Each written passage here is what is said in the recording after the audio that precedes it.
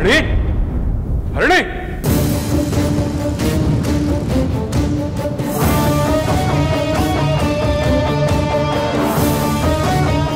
ಅಣ್ಣ ಈಗ ಏನಾಯ್ತು ಅಂತ ಆಕಾಶ ಭೂಮಿ ಒಂದು ಮಾಡೋ ತರ ಕೋಪ ಮಾಡ್ಕೊಂಡಿದ್ಯಾ?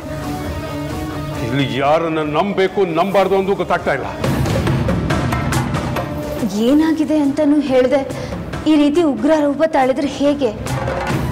ನಾನು ಇಷ್ಟು ಹದ್ದು ಬಸ್ನಲ್ಲಿ ನಾನು ಇಟ್ಟಿದ್ರು ಸಹ ನಿನ್ನ ಇಷ್ಟೊಂದು ಬೇಜವಾಬ್ದಾರಿ ತೋರಿಸ್ತಾ ಇದೆಯಾ?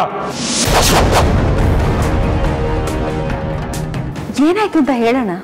ನಮ್ಮ ಮನೆಯಲ್ಲಿ ನಮ್ಗೆ ಗೊತ್ತಿಲ್ದಿರೋ ಹಾಗೆ ನಾಗಿನಿ ಇದ್ದಾಳೆ.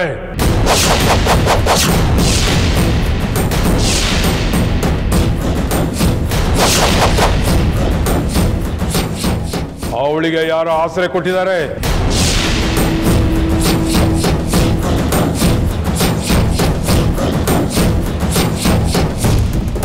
ಏನು ನಿಮ್ಮನೇಲಿ ನಾಗಿನಿ ಇದ್ದಾಳ? ಹಾಗಂತ ನಿಮ್ಗೆ ಗೊತ್ತಾಯ್ತು? ಯಾರು ಹೇಳಿದ್ರು? ಸಾಕ್ಷಾತ್ ಶಾಸ್ತ್ರಿಗಳು ಹೇಳಿದ್ದಾರೆ. ಇನ್ಯಾರು ಹೇಳ್ಬೇಕು?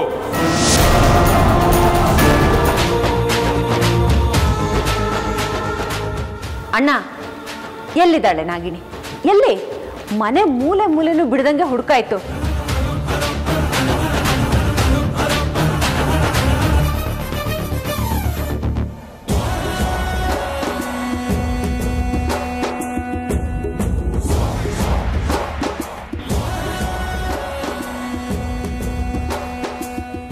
ಅಯ್ಯೋ, ಇವನು ನನ್ನ ರೂಮಿನ ಕಡೆನೇ ನೋಡ್ತಾ ಇದ್ದಾನೆ.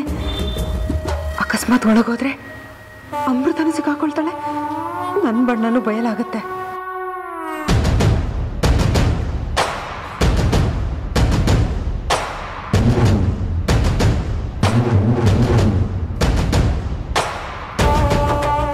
ಅಣ್ಣ, ಅದು ನನ್ನ ರೂಮು. ಯಾಕೆ ನಿನ್ನ ರೂಮಲ್ಲಿ ನಾಗಿನಿ ಇರಬಾರ್ದು ಅಂತ ಇದೆಯಾ?